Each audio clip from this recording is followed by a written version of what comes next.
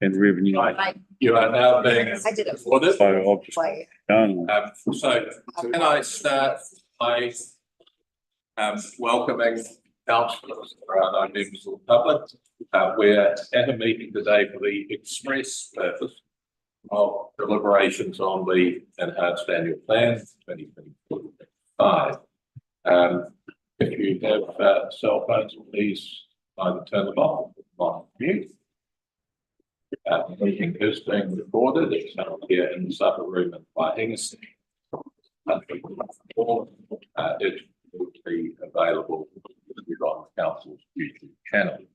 I think everyone here does know the health and safety rules, but the event of emergency leave either by that or one behind us gather in playground and local further instructions. I'm going to call on Councillor Maynard to open our meeting with a And please, if everybody would like to join in, that would be lovely. Okay. So, kia hora te mari, kia whakapapa pounamu te moana, hei huarahi mā tātou i te rangi nei, aroha atu, aroha mai, tātou ia tātou katoa. Kia ora. Kia ora. do we have any apologies? Made a reduction of probably Rebecca. Move on. Bex, late. She may be called. Okay, so we will, do we have a vote to accept a late? Right. Apology?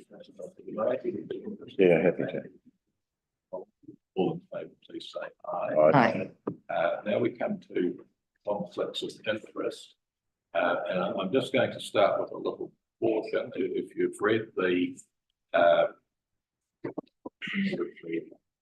recent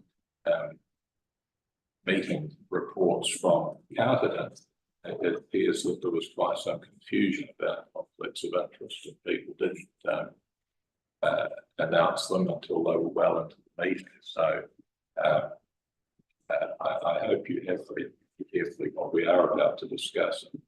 Excuse me, Martin. Conflicts of interest. We can't hear you. Talk a little bit louder. I just caught it, but I was sort of straining it. I couldn't hear it. Thank you. Okay, right. Yeah. Okay, any conflicts of interest? There being none, we will move on. So we now move on to item 4.1, the enhanced annual plan. There are 4 standard reports. We're going to discuss number 1 to start with. Before we do that, I'm going to invite Janice to just give us an overview of what each of the 4 papers attempts to do. Thank you, Chair. So there are 4 papers on the agenda, and items 4.1 and 4.2 are information papers, so they don't seek any decisions from you. 4.1 is the feedback on all of the submissions and engagement that we did. So it's a summary of the different engagements that went through, the feedback from the community, and what we got back through submissions, what the preferred options were that came through all of the matrices that we used. And then 4.2 is the hearings outcome deliberations report. So that is identifying the key themes that we identified from sitting and listening to our community members on the day last week. And then item 4.3 is your first decision paper, and that's the adoption of the fees and charges schedule for 24-25. And then following that, we've got the financial deliberation report, which is where you make your substantive decisions around a range of questions that, the 3 questions that we asked, but there are 3 or 4 other things that have popped up in the meantime that we need decisions from you. Once we've got through to the end of that process, the budgets will then be locked, and we will move forward to develop the final annual plan document. And there will be a workshop in a couple of weeks' time to go through the document with you in terms of its look and feel and content. But this is the last opportunity to affect the budget numbers, because the finance team now need to rock on through the next stage of the process to deliver you the final product. Thanks, Janice. So I'll just invite any questions of what Janice has just said, so that we're all on the same page regarding the format of the meeting? Yes. Janice, through today's deliberations and debate, will we have a clear indication of the final rates increase today? Yes, yep. My new Chief Financial Officer has a spreadsheet that's starting at the and then tracking all of the movements and changes that go through that. And we'll come out with a position at the bottom. That's where we land. Amy, if Charlie sent that to you, could we get it shown on the screen? I'm going to share the screen if you want. Yeah, I think that would be useful when we get to the final paper, and then you can see if we change any of the numbers or take any out, you can see what happens to the rate. Right. Chair, I'd also like to potentially suspend standing orders for today so that we can actually debate these issues fully and frankly. Otherwise, if you're going to make one person speaks once and that's it, then we're not going to get to the nub of this. So my proposal is that we suspend standing orders for the purposes of this meeting. I don't believe we can legally do that. Yes, you can. You can do that. Yes, you can. And suspend standing orders for the purpose of this meeting. Okay, right. So we have a motion from And a second. Yes. from Councillor Woodcock. All in favour, please say aye. Aye. It's done. So can we now come to the first substantive paper, which is to proceed with the deliberations report, provide council officers with direction on options, and to note the council meeting scheduled for the 26th of June. So do I have somebody to move those three recommendations, please? I do, Councillor Sadler, a second. Thank you, Councillor Gray. All in favour, please say aye. Aye. I'd invite Nikki to talk to this paper. She's put all the detail together for you today.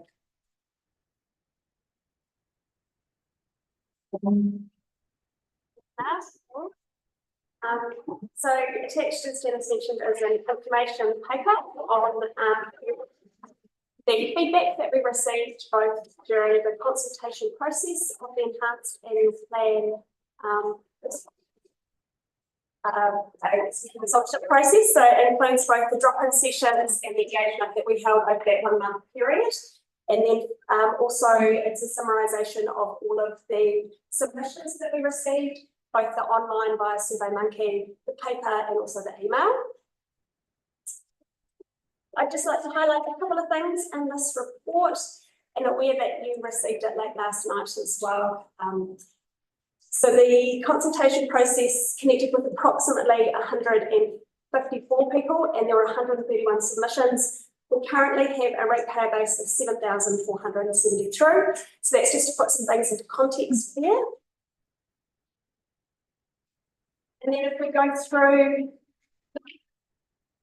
to the enhanced annual plan submissions on page 9, you've got the 7.11 is the first decision and the outcome of people's options, option 1, 2 and 3, which is related to how much we should spend on operating and maintaining our water services. On page 10 is 7.1.2, which is the second decision on how we should charge for water. And you will note we've had an 80.82% in option for option 2. And then on page 12, 7.1.3 is the third decision, how should we pay for the replacement of our assets? And you'll see option 1 received 86.96% support for that option. For the email submissions, a majority of those were in support of continuing funding levels for Destination Wairarapa. So that kind of outlines the number and support of Destination Wairarapa and the others that we received with the email submissions. Happy to allow a few minutes, if it's all right with you, Chair, for reading, and also happy to have any questions. Okay, so we'll just wait for 5 minutes and feel free to read and digest it as they have it. Can I ask a question? Nikki, Nikki, just the funding for Destination Wairarapa, we have an MOU with them currently, and that takes us up till July, isn't it? Yes, we've actually, that's in the second paper, so that is, Yeah. and the second paper is related to the key things that council officers felt came out of the hearings process. Right. And that is, there's a little bit more discussion in the second. Is that a conversation we should be broaching as we move into long-term plan beyond annual plan, or is it? Through the chair, that will come up in paper 2. You can just wait until Oh, it's the second okay, paper. sorry, yeah, It'll become clear. apologies. I did read the papers and I.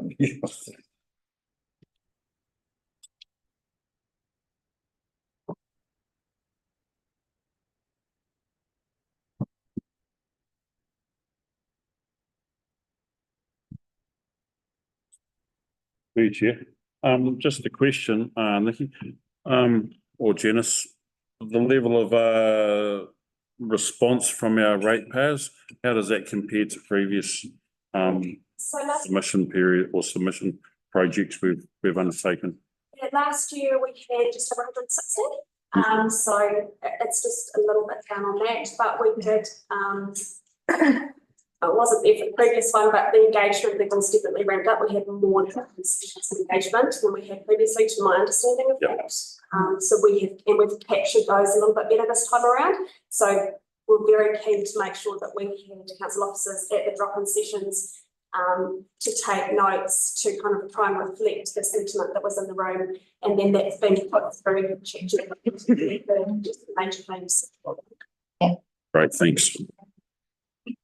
If I just make more of a comment than a question, but yeah, it always worries me that very small percentage of the people responding, if I know it does you. Yeah. But I got some reassurance with this because there's a lot of discussions I've had in the community. I get the feeling this is kind of the overwhelming majority opinion across, actually probably particularly across the people who haven't actually participated. So yeah, it was definitely encouraging to have the level of engagement alongside the submissions. Yeah. And it felt like there were 2 forms to capture there for providing access to you. yeah.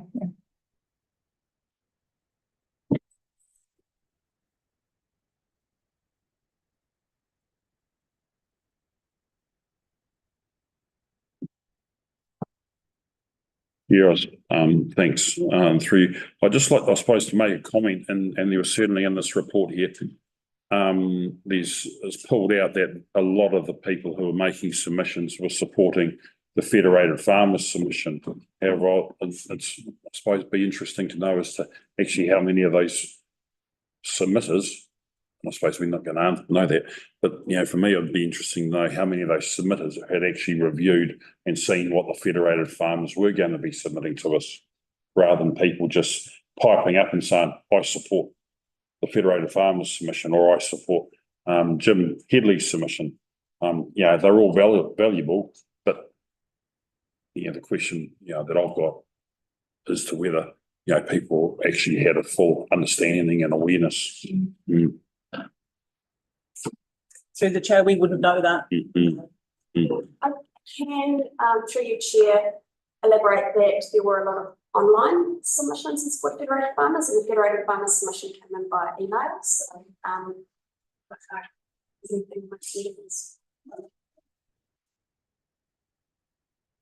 I think what I found interesting, just following on from Aidan there, is the number of people that talked about things that are already contained in the draft combined district plan, like water tanks and so on. So there is, to me, the overarching thing that I got out of this was that people don't understand how these plans are all being connected, and decisions that are already in draft documents ready, and water tanks were the prime example. I think almost every person who spoke about water tanks and new builds.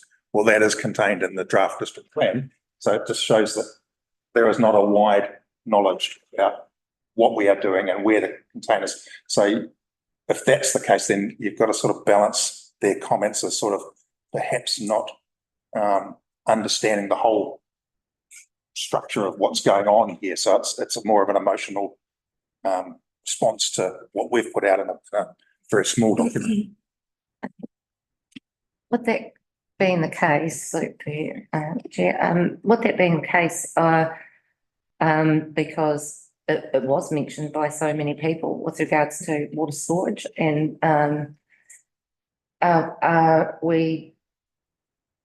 did we cover that enough, I guess, you know, to be able to, because that might be something going forward that we keep an eye on. Did we cover it enough that actually it was already in the district, combined district plan, which feeds into council? You know, because it's already feeding into council, that's why it's not doubled up. Like maybe that's something just for future reference that we need to actually Yeah, I think make sure that we're, there's this delineation between yeah, what a district plan's responsibilities are And- and our own annual plans annual plan is. for each council, because they're Where the like, line gets drawn about sort of land use and. whereas the district plan is actually covering all the region. Yeah, so I think what you're speaking to is kind of most the crux of the problem of local government is that we deal in so many plans, and each one links into another, that actually is quite a difficult concept, not only to communicate back to the community, but for the community to keep track of. And I know even just, you know, going to the market on a Saturday morning and doing things like that, people are like, another plan? Like, what's this I hear about? Like, is it an enhanced plan? Because we're constantly consulting and talking about plans. And, you know, for the average person at home, they don't have a sort of diagram of the fact that the combined district plan feeds into this plan, that then the LTP feeds into the annual plan, or, you know, vice versa. So I think there is a responsibility for us in council to be doing our best to communicate back to the community actually how these plans all link together in a way that's actually meaningful, and kind of clear to understand, because you're right, like district plan includes a lot of this, but I don't think anyone's sitting in bed at night reading the district plan. Oh, yeah.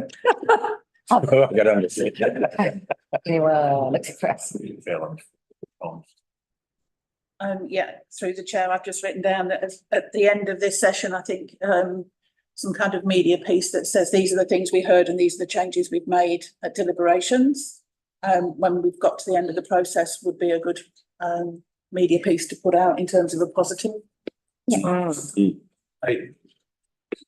Thanks, Chair. Alice, you talked about the combined district plan and it's been brought in for water tanks. However, while that's under the combined district plan, is there anything to prohibit council, or can this council require a different level, so larger water tanks to be installed onto new houses? While the combined district plan mandates that at that level, can our council go above that and do something different for the benefit of our community? It'll be a Russell question, I would have thought. Oh, let's see what Russell. Here's the question. Thank you for the question, councillor. Normal practice, you would have all your thinking and your capture points landed in your district plan as your leading document for land use decision making. So, but I can't say to prohibit further councillor discussion on topics as they arise. And the thing is to keep feeding stuff in and updating and looking forward. I think it would be fair, just to follow on from Russell, it would be fair to say that South Wairarapa representatives on the district plan pushed for larger tanks. Yeah. But one of the issues that comes into play then is the size of sections and how much space that will take up.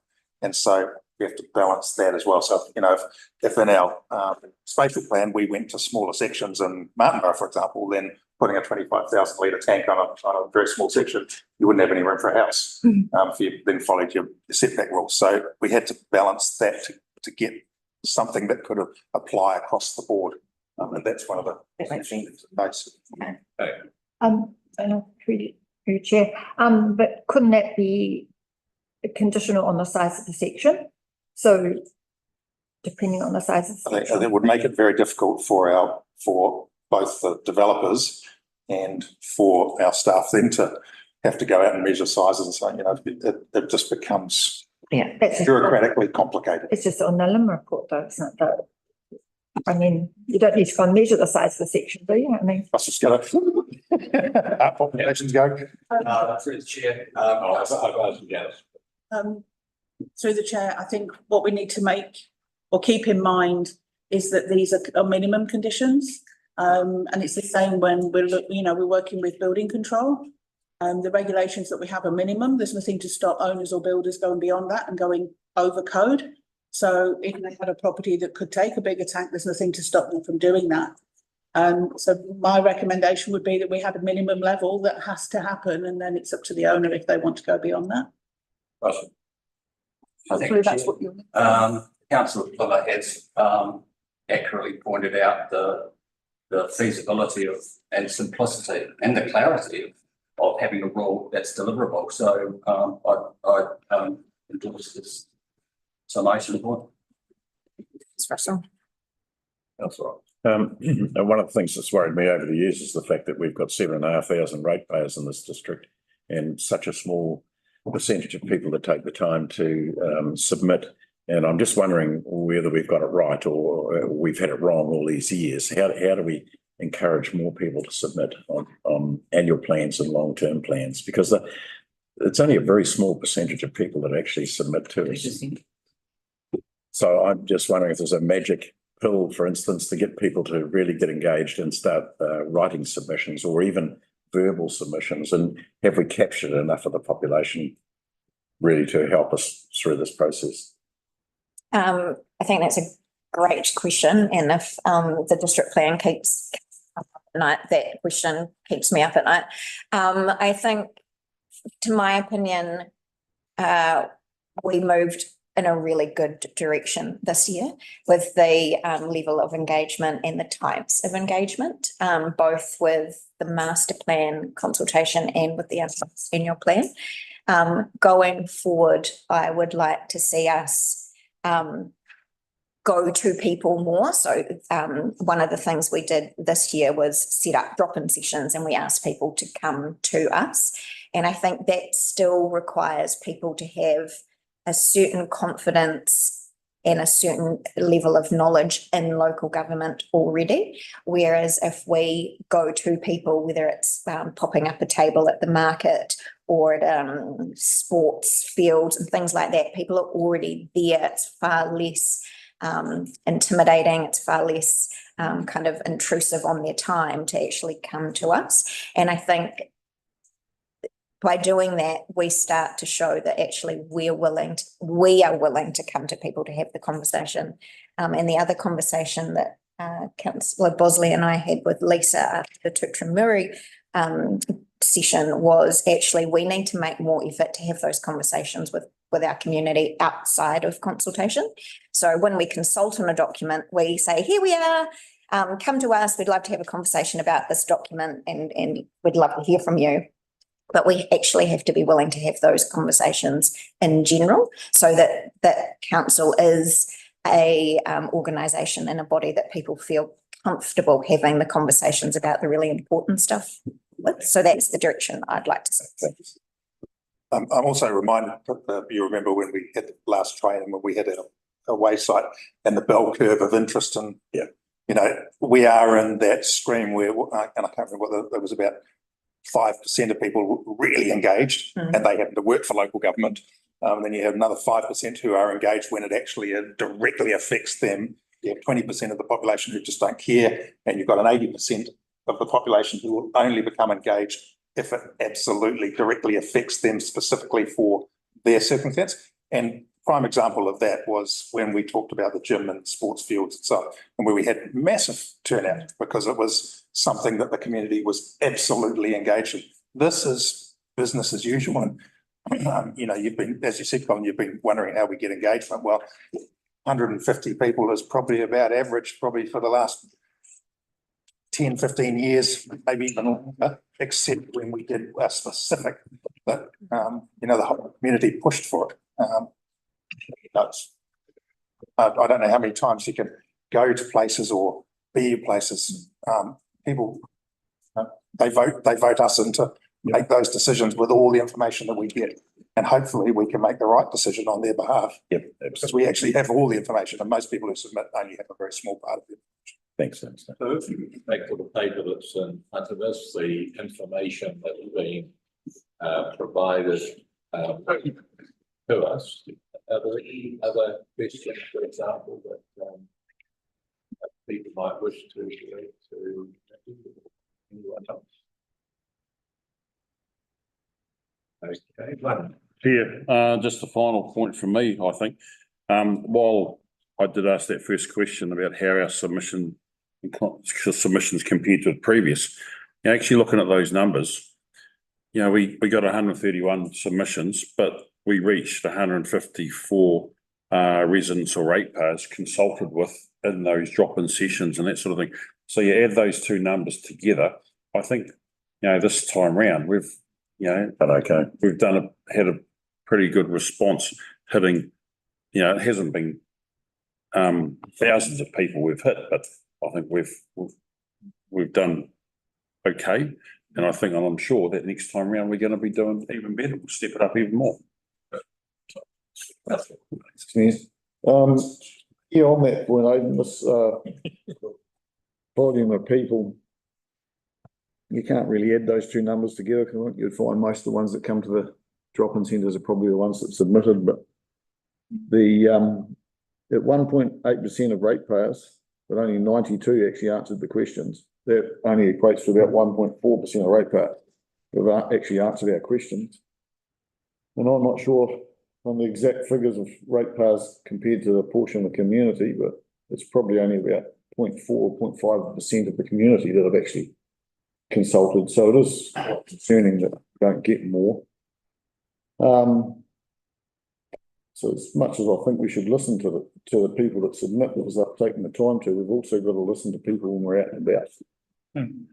Because that's where you generally find most of your information. Yeah.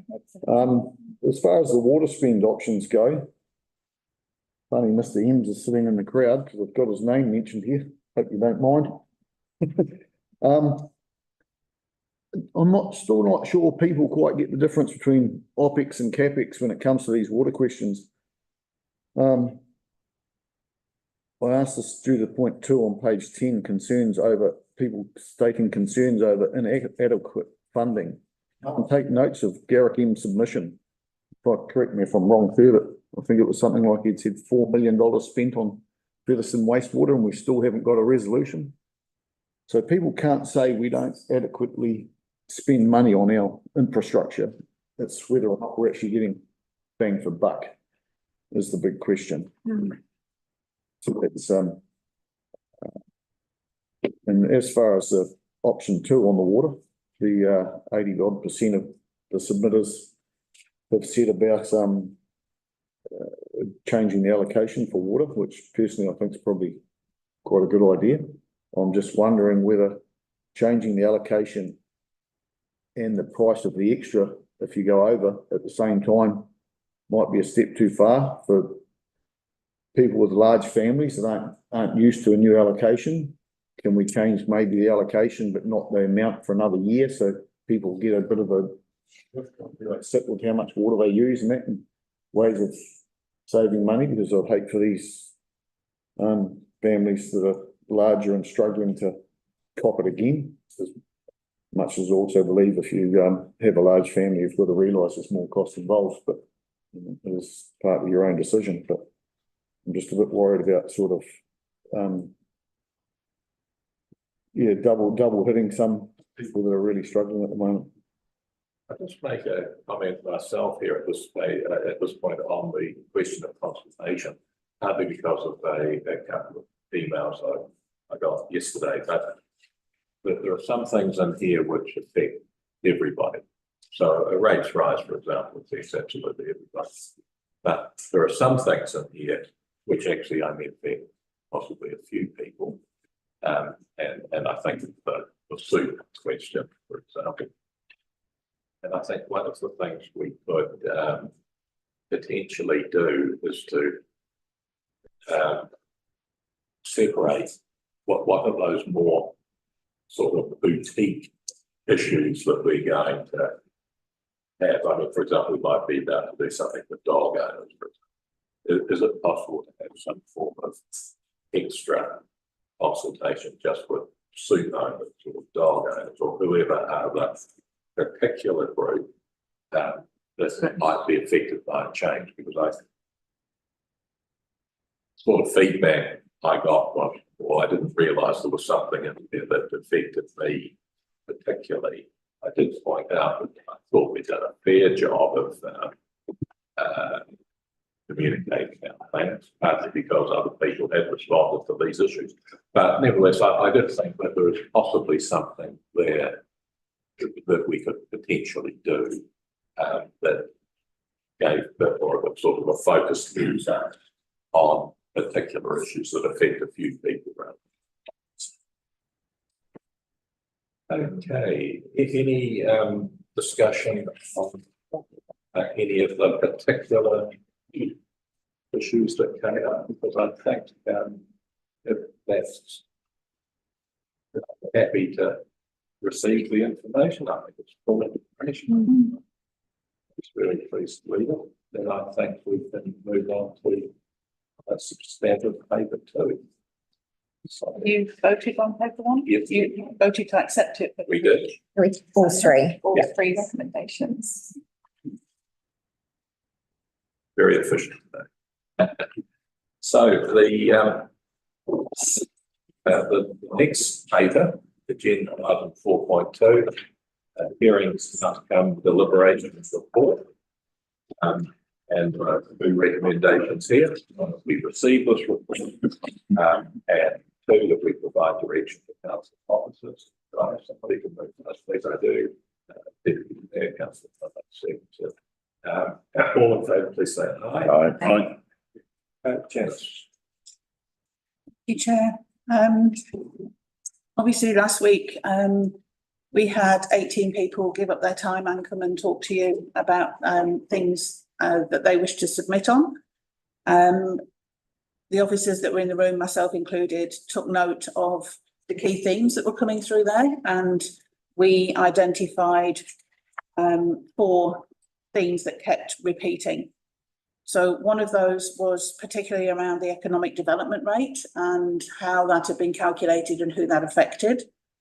It was clear from the feedback that there was confusion around who it affected, how much it was going to be and how it was calculated. The second theme was around the separately used inhabitable parts.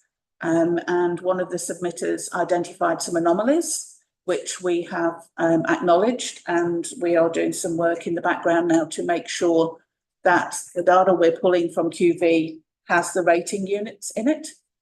So between now and the actual rate strike, we will be doing that audit to make sure that we've got those correct. The third theme, and we heard several submitters talk about the funding for Destination Wairarapa.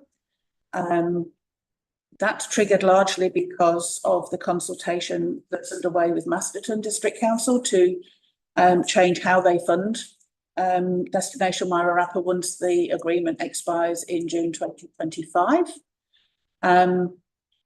At this point, our funding, all 3 councils' funding remains the same for 24-25, and it will become a topic that we will pick up for the LTP once we understand the outcome of Masterton's consultation. Thanks, James. And the 4th item was excess water charges for Marai, and we heard from 2 submitters around the impact that the increased charge and the reduction in allocation could have. Only one of those is actually connected to town supply. And we have been discussing with our funding advisor how we may be able to work with the Marai to get them away from town supply onto rainwater capture, but with filtration. So they're working on an application to the Community Wellbeing Fund, or will be with the Marai, to actually put that forward so that they aren't reliant on town supply. Fantastic to hear. Thank you, Janice. So they were the 4 major themes that came out of the hearings that we picked up. Now, Aidan, then. Thanks, Chair. Thanks for the report, Janice. Just in relation to that last piece,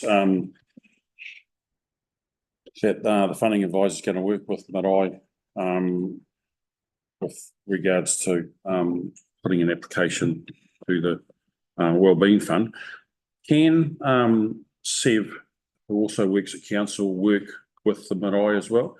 I know previously she has worked and sourced funding from external agencies to help out the Hinakura community for the renovation of the hall out there.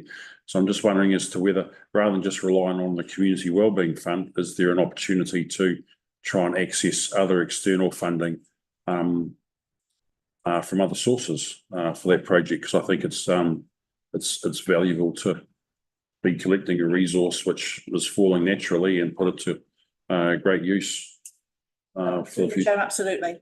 This isn't a one size fits all kind of approach. The beauty of working with the funding advisor that we've now got on board is that she's very familiar with all of the funding streams that are out there. So she's looking at all of them, not just the community wellbeing, but given the nature of the operation of the Marae and how it works in the community and how much support it gives, that seemed to be the natural place to go. Yeah. But yeah, we will consider all options available in that space, and obviously the team work collectively anyway. It's not just one person. Thanks. Yeah, and just further on the Marae, while we do that, are we able to either use our rates, forgive rates in our financial policy? Remission. Rates remission. Are we able to use our rates remission policy to allow Marae extra water? Or can we make an exception in this facility while we're going down this track? And the reason I say that is because what we've seen in natural disasters across New Zealand is Marae become an absolutely critical component to welfare in the community. Charging them as a matter of course would just something about it just seems wrong to me. Through the chair, I suspect not, because I'm not sure that that's the way the remission policy is written. If water is used at the Marae in an emergency response, then you can normally claim back your response cost in full from the government. So if they're draining their tanks and they're getting an excess bill because of an emergency event and they've opened the Marae and done that, then we should be able to push through a claim for that water that they've consumed. The thing with remissions is if you do not qualify for remission under the terms of any remission policy, you cannot make an out of policy decision to deal with one exception. You would need to look at how you would give them a grant from some other mechanism to deal with that. The thing that doesn't sit comfortably with me is, but I think all the other things that I do. And if we just use funerals, for example, any other place you go to a funeral is generally a commercial business. And Marae is not a commercial business, and Marae is a place for healing and grieving and so on and so forth within our community. It's a really important part in our community. And it just does not sit comfortably with me to charge for an organisation like that does this on behalf of a community. And it's not just for Maori, because, you know, if my family wanted to have a funeral on a Marae, I know that Papua would be open arms for it.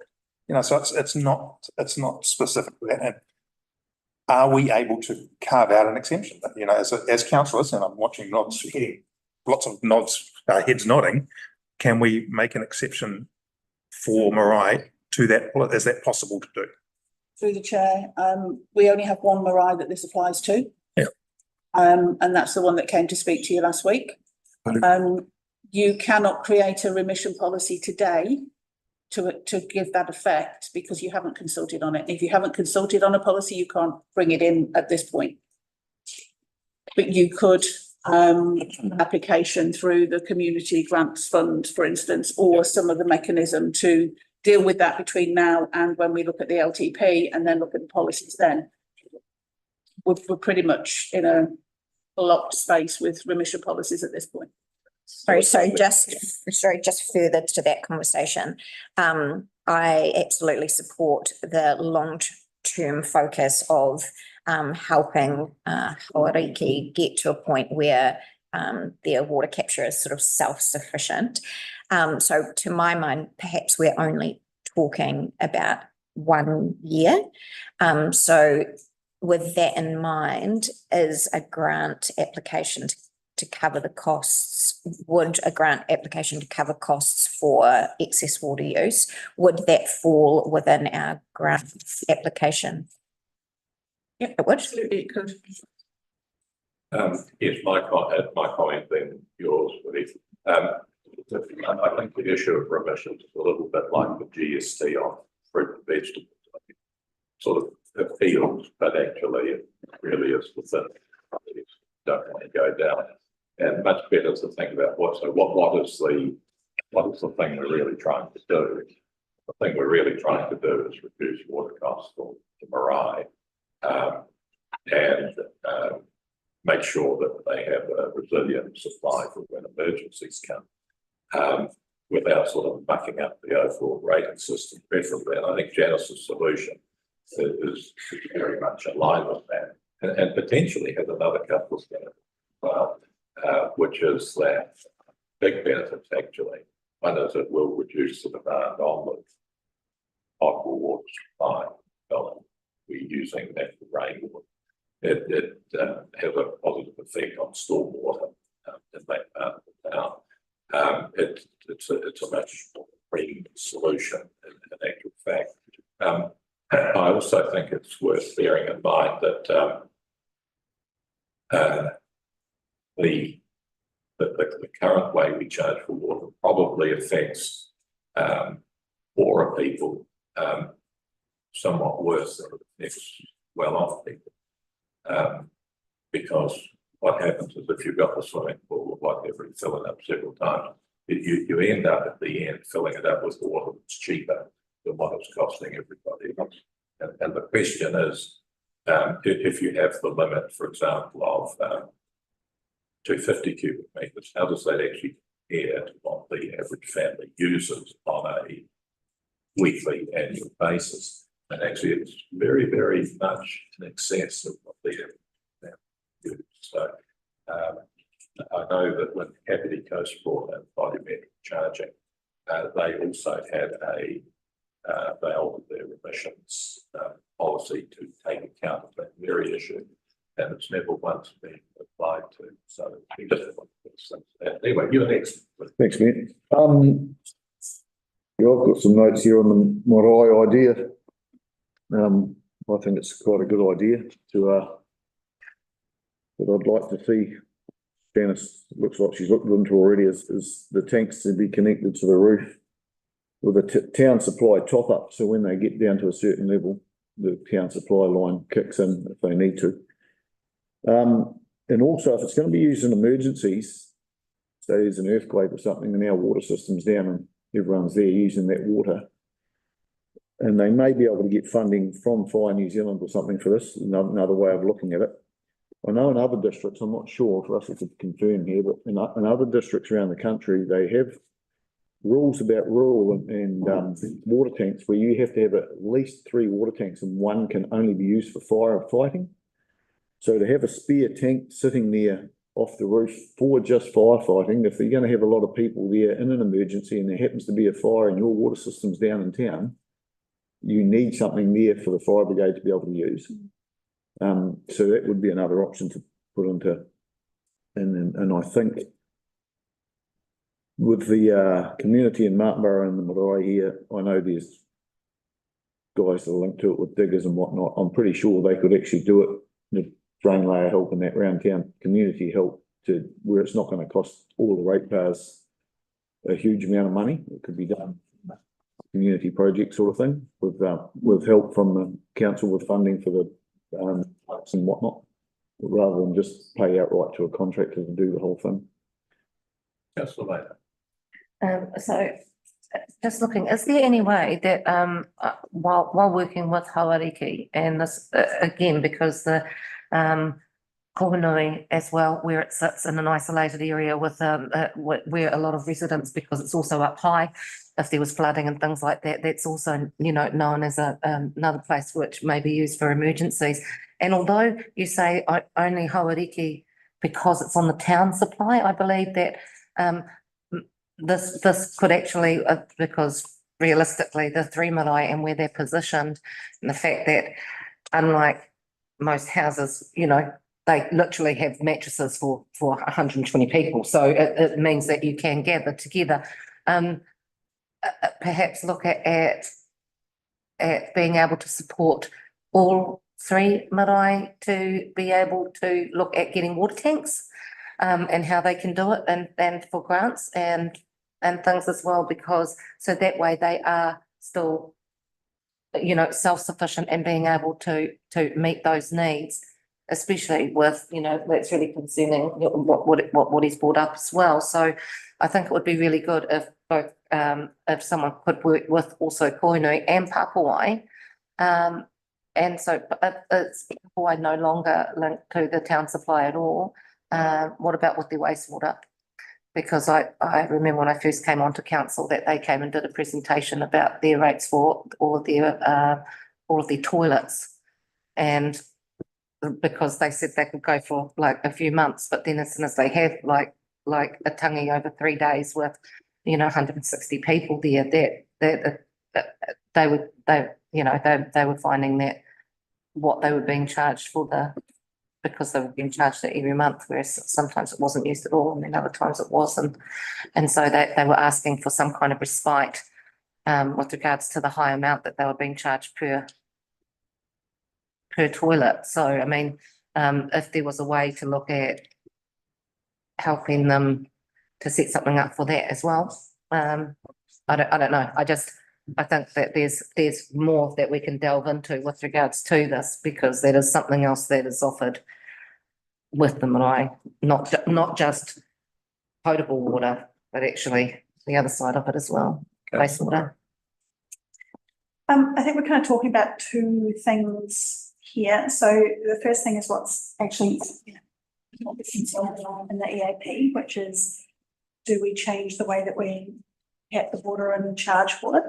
And the feedback that we've had with this is to make sure that we're not unduly penalising the marae with that. So I think we need to make sure, as part of this meeting and the decision that we make on that point, that we're not somewhere else. I think that there is, a broader project here around addressing the resilience for our communities in terms of, what happens if there is earthquakes, flooding, what resources do we have within the district to manage that? I think that's a separate discussion to what we're having today. And I think when you're talking about using the Community Wellbeing Fund to, I fully support that in terms of a broader project for upgrading water use within marae. But yeah, I think just being careful that we're not muddying the water with two different discussions at the moment. Good point. Right, if there's everyone else who wishes to add, what we will do is we will draw this item to the end. We have voted on the recommendation. Sorry. Yes, sorry, Martin, we've talked quite a lot about the water charges, but I'd really like to touch on the economic development rate. So just really to say that I strongly support the officer's recommendation of removal of the economic development rate at this point in time. I think this table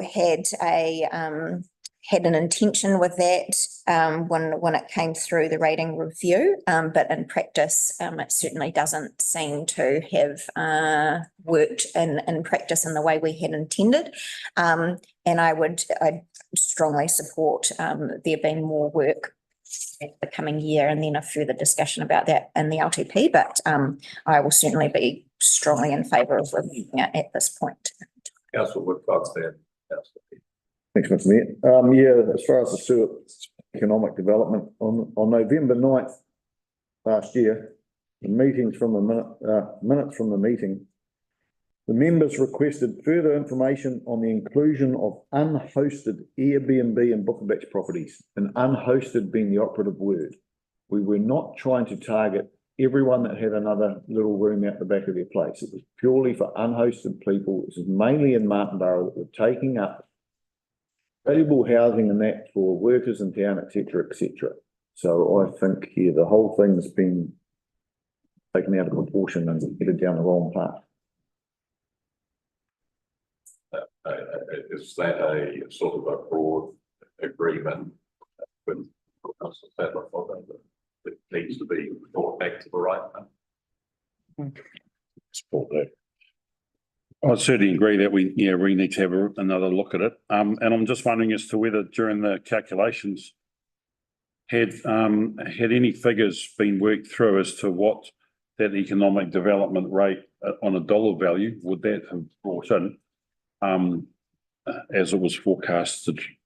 Because I think, while we were looking to, use that funding for some specific, to go into some specific places, I think, the way it ended up was we were going to be capturing a huge amount, compared to, what we were aiming to fund from it. Through the chair, that's not how the rates are calculated. So we would have started with a sum that we needed to collect, Right. and then worked out a unit rate per capital value to collect that. So we wouldn't have collected more from it, Okay. because we'd got a different platform that we were rating on. It would have just been spread in different ways and calculated differently. And Yep. that's the where I landed last week was the way that it's been modelled and the way that you thought that you were trying to capture it were not lining up. And that was coming through loud and clear from some of the submissions that we heard last week. So rather than getting into an uncertain place with a rate, my recommendation later on in the fourth paper would be to remove it and do more work on it. That's great. So I think, certainly there was a lot of concern when people were having utilising the rates estimator on the website, which is a great tool to give people that visibility, which certainly highlighted and raised those concerns. Through the chair, the other one is the unintended consequence it may have had on Destination Wairarapa if we had gone ahead as well, because I don't believe anybody in the room had actually thought about if we were charging the economic development rate to those short stay accommodation holders, that they would cancel their subscriptions with Destination Wairarapa, which could again put more pressure into another space and an unintended consequence that we were not aware of at the time. Councillor Paul. Yes, I just said, agree totally. That's the chief executive put through was that we go back to this one for this because it just seemed to go a little wrong. But still, I think we agree with the concept we originally had. So it would be good to go back. Councillor Woodcock and Councillor Moss. Thanks, Mr. So, Janice, currently the funding for DW, does that come up with just commercial rates? Is that all? The determination that we modelled on was as requested by councillors of 80% of that activity would be through the targeted rate and the remaining 20% through general rates. Previous years, where's it come from? The Woodcock wants to know is until now, where has the money for Destination Wairarapa? It is in the general rates, yes. Councillor. Thanks, Chair. I just back up what Councillor Woodcock was saying about the SIBs. I think there's been a lot of consternation in the general public regarding this, as to what the definition of a SIB actually means. I know I've had several phone calls since last Wednesday, and other councils are probably grappling with this as well in terms of what the definition of a SIB actually is. And I think it would be wise for us to put something together pretty quickly that we can be saying publicly to allay these fears. Several business owners in Greytown are having sleepless nights over this. Some saying they'll have to close their businesses, etc. So I think it's probably something that needs like a priority badge that needs to, or something that we can look at. I just through you, Chair, I'd like to support what Councillor Bosley has said with regards to that. I think something does need to go out, because when we're looking at, a rate of approximately, once again, 15. The last time that we went with a rate of 15, it ended up being 30. So, I mean, look, like we need to make sure that there is no confusion when it comes to what our rates, roughly estimate is, because the last time that we've taught out this about this amount of rates and then the public. So we need to make sure that they're on board this time and that we're bringing them with us and not. And we already know that there seems to be this really cloudy issue with regards of the understanding of the SIP. So yeah, really putting something clear and concise out there for our ratepayers, because they're thinking that suddenly their rates are going to just blow out of the water. Councillor. Oh, thanks, Mayor. Also, in the consultation document, the roading had 30% via fixed charge applied equally to each rating unit or SIP of a rating unit. So it will depend how we're going to use that sort of thing again there with the roading charge too, was it? Was that how it's always been written, or is that something that's been added in? That is how it was through the rating review and deliberations of that. Yeah, but previously, Charlie, like previous years. Have a fixed roading rate at the moment. Oh, so- We can have a roading rate at the moment. So if we have rating unit or SIP, if someone's got a little granny flat out the back, does that mean they've got to pay twice? Depending on the definition of sewer. So we did, correct me if I'm wrong, we do have a definition of a sewer. Yeah. So that came through the rating review, and there is a exemption, maybe not the right word, but for those who have a granny flat, whose granny lives in the granny flat, or whose children live in the granny flat or second dwelling. So if you have dependents living in your second dwelling, it's not charged a SUIP.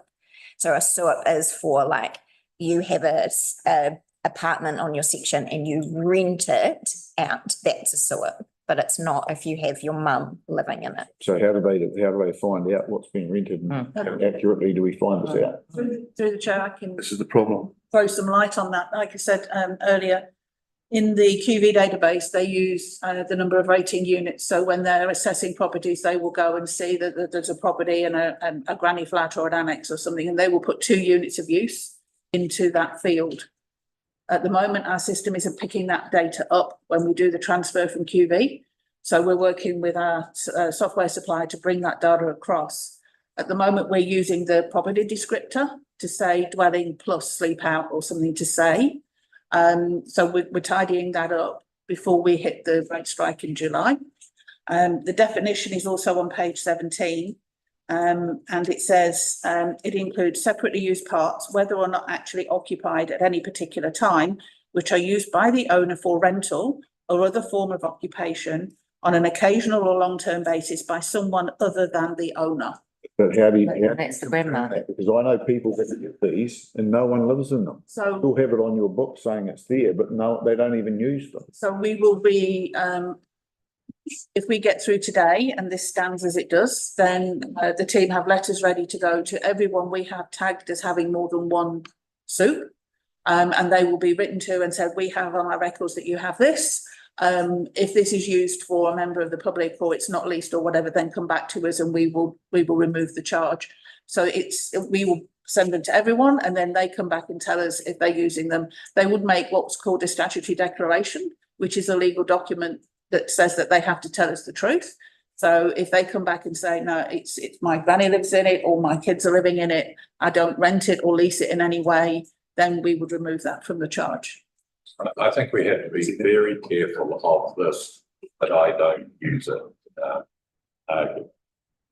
For example, if we do go and have a roading rate from now on, and somebody turns up and says, but I don't have a car, I only have a walk on it. I'm sorry, but you can't run a rating system like that. You have to work on the assumption that most people can have a car, and when they do, that will impose costs on us. Ditto, that unit could be rented out and people will now be using a waste system, for example. I mean, I think we had a very similar debate about what about people who are potentially on the water reticulation system, but haven't been connected, for example. Well, we do have a sort of special arrangement for them, but we can manage that because it's us who does the connect. But you can't have arrangements really that allow people to opt in and opt out of whether or not they match their objectives. Through the chair, that's why we need to use statutory declarations, because when the owner signs that document to say that this is not being used for rent or any other use other than my family, they're making a legal position or confirming to us that that's their legal position. We can take them to court if they lie on that document. If they say they're not using it and then we find out they are, then that's an avenue to go and reinstate and claim the cost. So What concerns me though, Janice, is the amount of work and effort to do this for the financial outcome at the end of it. Is it actually worth it? Or do we just work on a raking unit rather than a sewer? I think if we're not using SUPs, then we are one of very few councils that don't use SUPs. My previous experience is that they are used widely. Wouldn't say every other council's getting it right either, but. But we do the best we can, we can't. We have rating units with 60 houses on. Yeah. Should they be paying the same as? Yeah, no, I understand. I understand there's reasoning with it, Martin, but there's also reasoning against it, you know. Well, I haven't heard too much, but please tell me. Sorry, just so the SUPs were part of the rating review and debated there. I note that you said, Janice, if this makes it through today, so there is obviously still room for debate and decision. My question though is, given that it was indicated that this is the direction we were going in at the time of the rating review, to turn this around, would that have an impact on the overall rate increase, or would it just be the pie is spread differently? Through the chair, the second is just how the money is allocated to the rating units. So if you go back to just using a rating unit, and that example is that there's one rating unit, but there's 58 SUPs, they would only get one charge, which means everyone else will pick up the other 57 in their rates. So that's the retirement village we're talking about, that sort of thing. yeah, so all it does is redistribute if you take those out. What I'm trying to say here is that we are acknowledging that the data that we have needs to be audited before we lock it in. And we'll go from there, because the team weren't aware that this field was missing.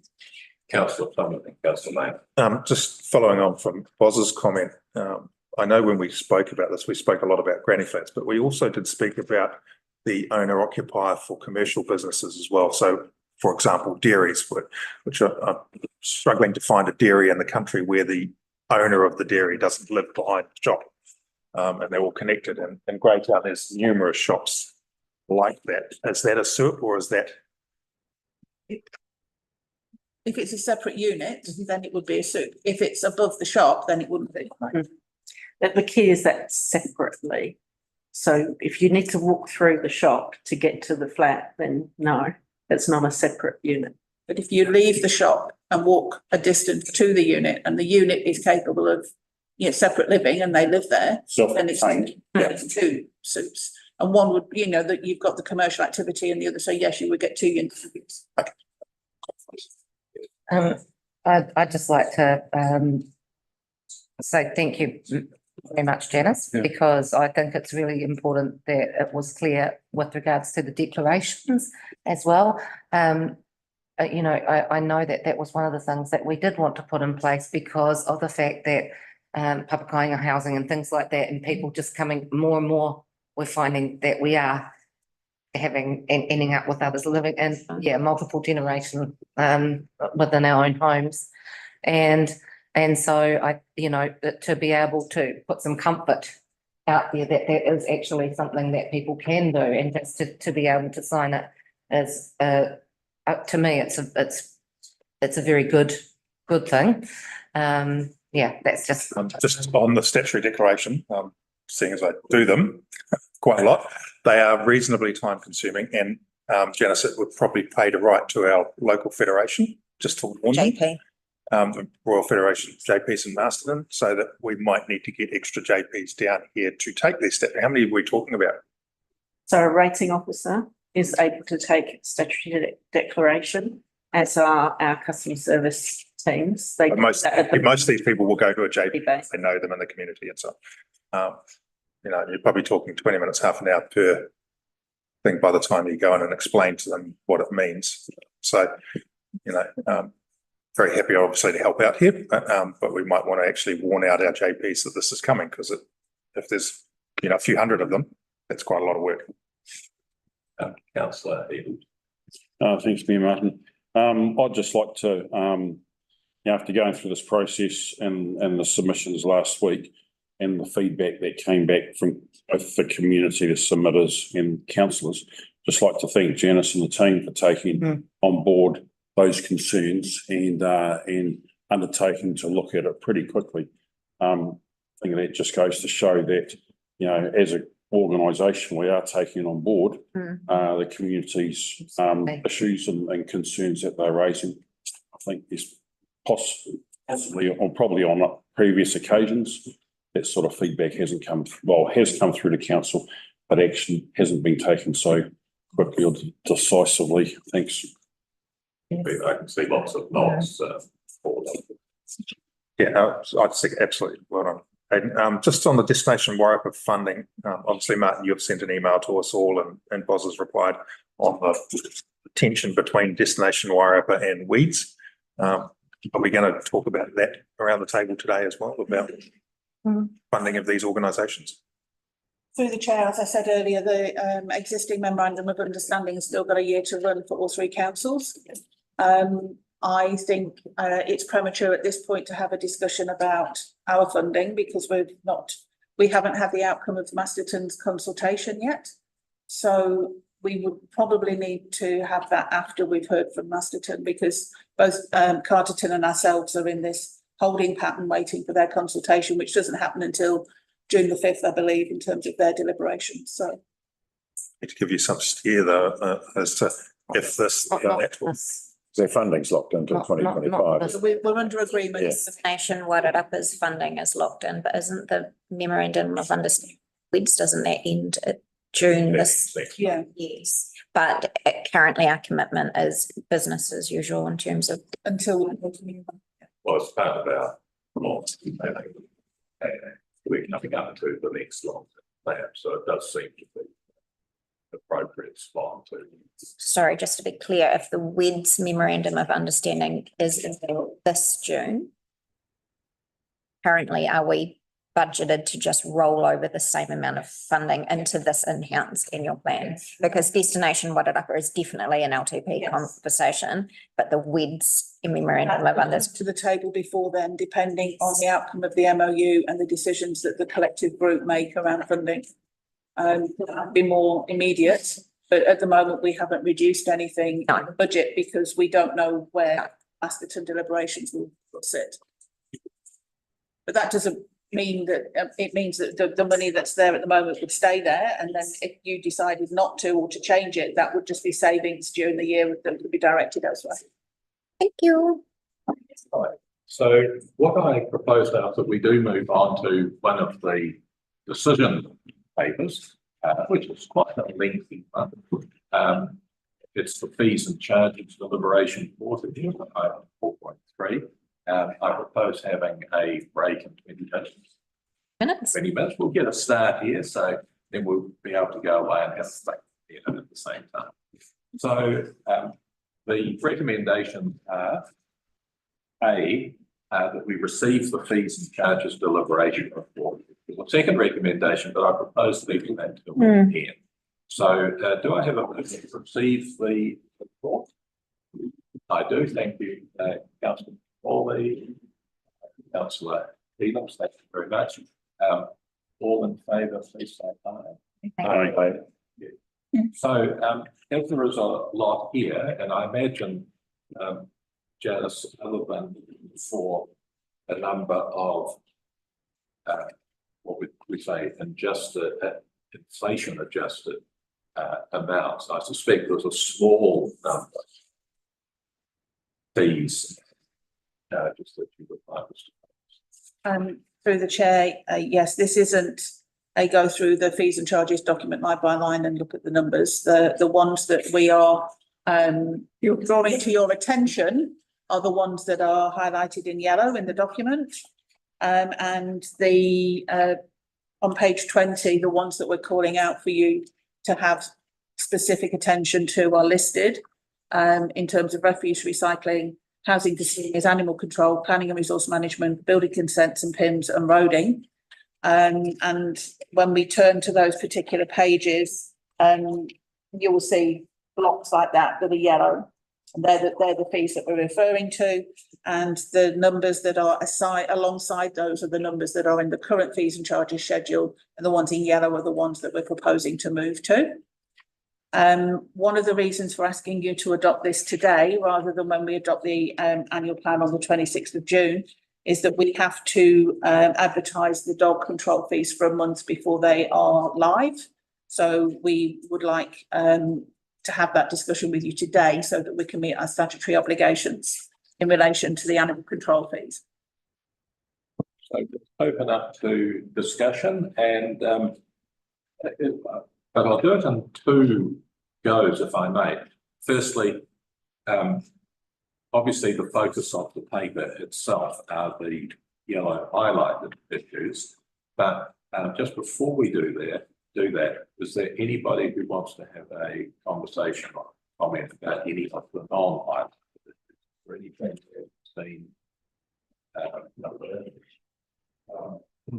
I guess mine's an overall question in terms of how do we align our fees and charges with the rest of the our other two different district councils. I'm quite keen to know which variation there is across the area itself. CDC and businesses. Is that easily answered? So some of the changes that have been proposed are precisely for that. We have been charging less than Carterton and Masterton, particularly on things where we have the same provider. Rubbish being one of those. We're paying the same contract. Yet in Carterton, the bin and bags are being proposed to go to $4.90. Our original thought was to increase our $3 to $3.30, but actually we're suggesting now to match the other two councils. So yes, we have considered consistency and across all of these changes. Thank you for that. Are you conscious of any fee column that? I haven't drilled down on the other two councillors' details, but I was just anxious. I guess I was curious to know just how we've aligned it, because it has always been a question in the past about, South Warrior is more expensive than Masterton or Carterton or whatever. Yes. Thanks, Mr. Mayor. On page 21, number 6, to see under metered water rates, it says we have temporarily removed the fee related to water use. Why is that? Is that because we're looking for changing it? Through the chair, that will go back in once you've passed the deliberations point, because that's question 2. So once you've decided whether you want to change the 250 cubes and the rate, then the fee will go back in. But we can't have it adopted here because you haven't deliberated on it yet, but it will go back. Yeah, the financial contributions rates, I read, I can't remember what page they were on, they're near the bottom, aren't they? By the way through. Are they the ones that we're talking about in the district plan, my district plan? And ask Nick and his team to make sure they were the ones from the district plan. And one of the comments that one of the things with the district, with my district plan is that once it's set, those fees, this is the problem that we have currently, that those fees were set and then they're live for 10 years and there's no adjustment to them because it's then a plan change. And the combined district plan, we're looking at trying to work our way about how we can have them potentially adjustable based on inflation or on an annual adjustment. I'm not quite sure where we are on that, Russell. So, but on top of that, Russell, just to clarify, is that the reason in some cases we see quite a substantial rise in the building related charges because they haven't been adjusted 10 years? So Through the chair, it's a mix of discussion with Sarah, manager. It's a consideration of where we sit with other councils. When we last increased and volume of work involved in particular pieces of work for officers assessment and cost of hourly rate for staff doing work. So those several. What about the financial contributions? Financial contributions should be correct of the district plan. To answer Councillor Plymouth's point about further consideration work, financial contributions in the district plan are what they are through recent benchmarking and advice, guidance from Boffa School, who understand across the country in terms of getting more income, given that financial contributions in the district plan had been relatively low for a period of years. It was more about what's the system? If you remember the conversations that we had around financial contributions was that we need to have some mechanism to adjust those given inflation and costs and so on. Whereas if it's in the body of the district plan, it then becomes a plan change, which makes it different. And we were talking about some way of how do we have it in the plan but not in the plan so it can be adjusted as a standalone component. I'm not sure where we end up with that. I can't remember. We had those discussions in the private district plan review committee and went in the plan. I can take it.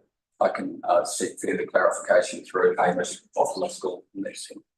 We'll probably need to do that because if we end up in an economic situation where we are now, it doesn't take long for the value of that money to dissipate very, very quickly.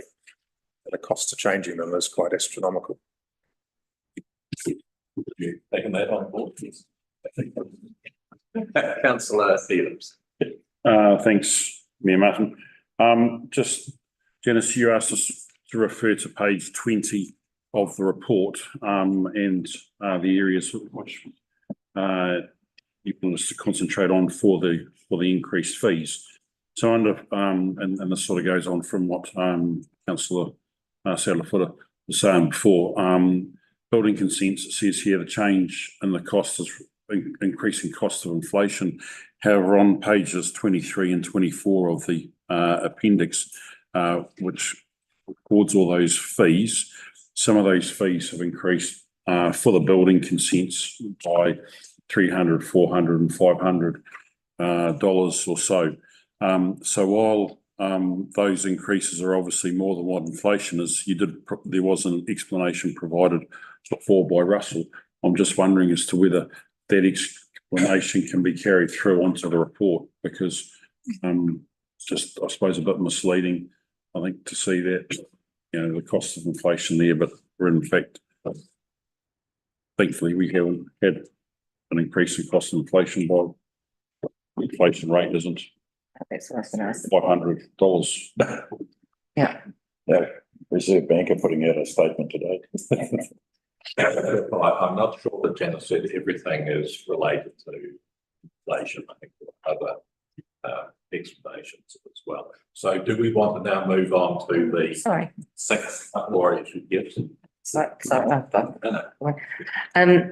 but I think what Councillor Elams is referring to, and I have asked him, but we weren't 100% sure, so it's better to ask them to with the private plan change applications, there's the fee there for the consent notice from $115 to now $650, and I think that's probably what Councillor Elams has raised, things like that. So where have those numbers come from, and why are they so significant in the amounts? Same with the variation to consent has gone from 1,050 to 1,350. So I think these things we just need to have some kind of background into why the large amounts. Can I suggest if there are no more general comments that we now come to the 6 items where there are specific charges and do them in order so that we capture all of the thoughts at once. Yes, sorry. I did have one more general thing to add in, if it's okay. One of the points that was raised in the Featherston Community Board submission, and as a service that's provided by a number of councils across New Zealand, is the ability for councils to temporarily house animals in situations of domestic violence or people needing to leave, domestic violence situations. Is this a space that we could have Refuge. yeah, that we can provide, temporary accommodation for animals with no fee associated with that? To be a place to put that, or is that a conversation later? Through the chair, I would have thought it was a conversation for later, given that we can only ever house 4 animals at one time. Having them housed for a longer period while circumstances played out could be problematic for the service. So it's not an open-ended thing, it's often 1 or 2 days as people are leaving, or yeah. Yeah, so it's that, Crisis yes, yeah, situation. so it's crisis situation. I must, for my own safety and that of my family, I must leave.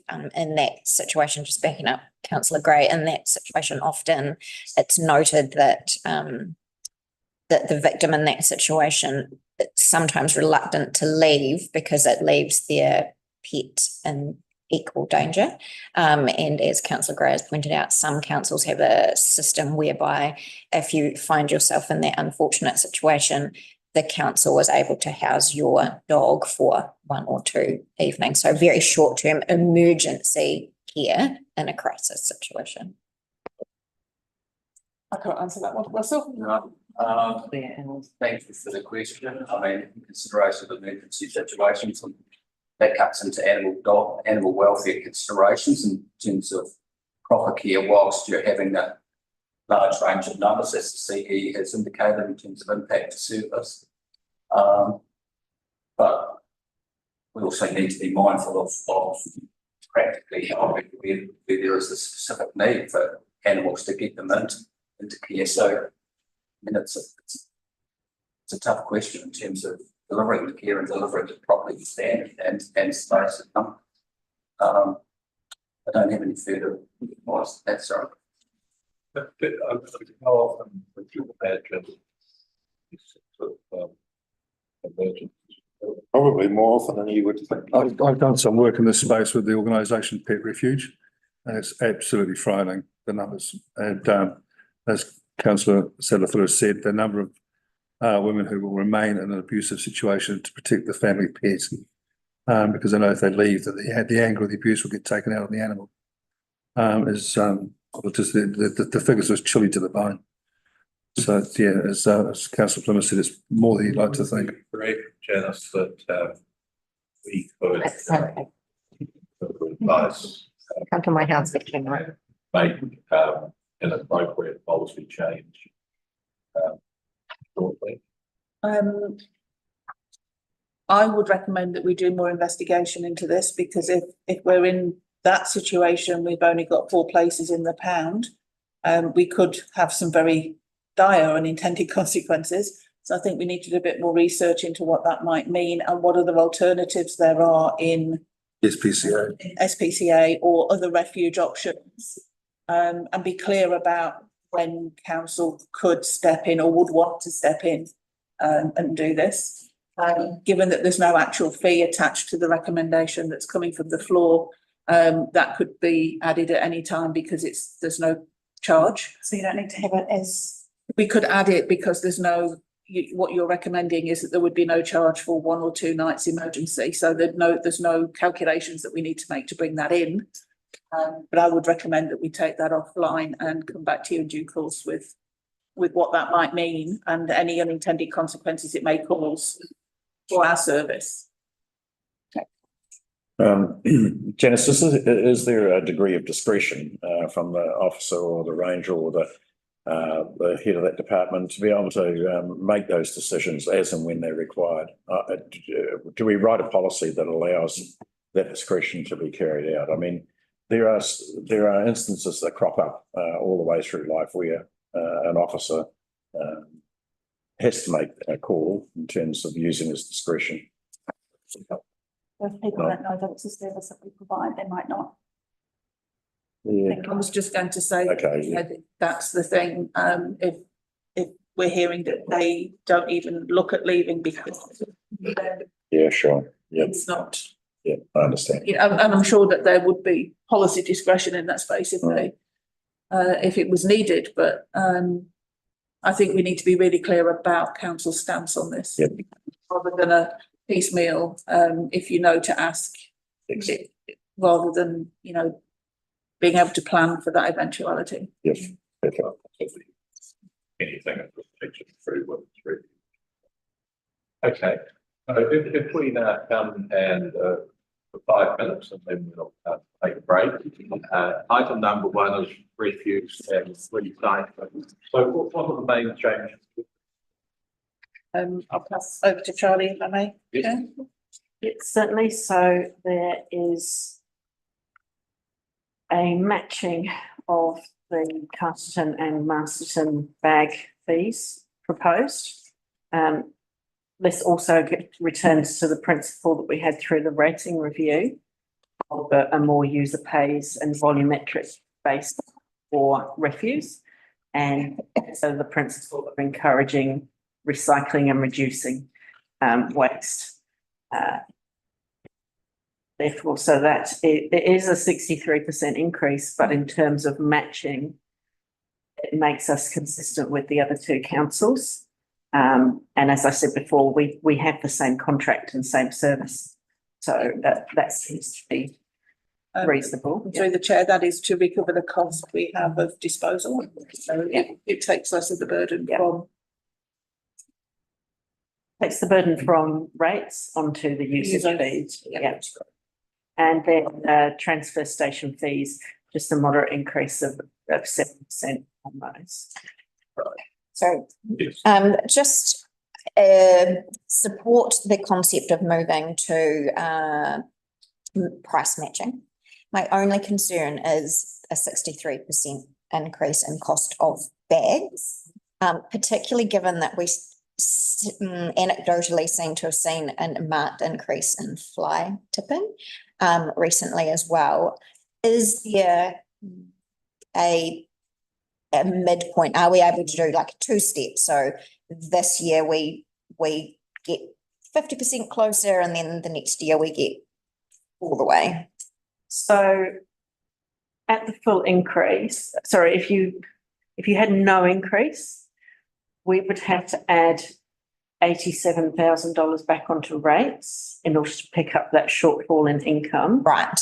Yeah. So that gives you a guide as to, so if you had half the increase, we would only have to put about 44,000 back onto rates. To me, though, the point you're making is that this is 100% cost recovery. Like, this is in terms of there is a direct cost to council and therefore the rate payer. So this is moving into that full user pays space. It is.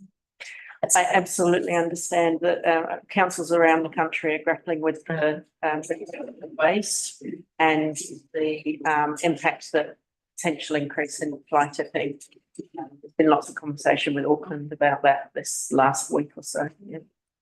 I mean, the other thing is that we are facing increasing costs of disposal ourselves. So this is just trying to make it a more level playing field across the whole of the Wairarapa in that space. And there are other alternatives if people don't want to buy bags, as I've just found out, having to do it for my own property, that are cheaper and don't involve cost to council. So can we just, if there is a decision of council, when obviously we'll communicate that, in the communication, can we be very clear that the figure is to match the other councils, but is about our own increased costs? It's not a money making scheme. It is purely about cost recovery and what it's costing us. It's that balance between rates and fees. So and you know, keeping it simple but speaking to that rates and fees balance. I think we'll give the floor to Councillor Plummer, then we'll go for a break.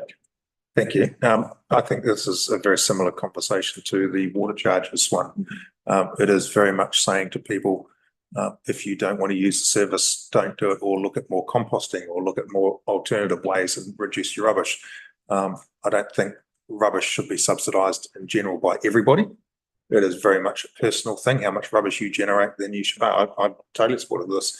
And I think most rural people are exactly the same, that they pay for their own rubbish. They don't split their rubbish over everybody else who don't do it. And I think the argument is exactly like we're doing with our water.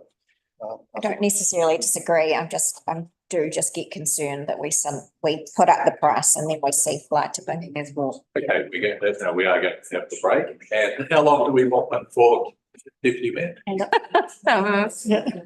Thank you.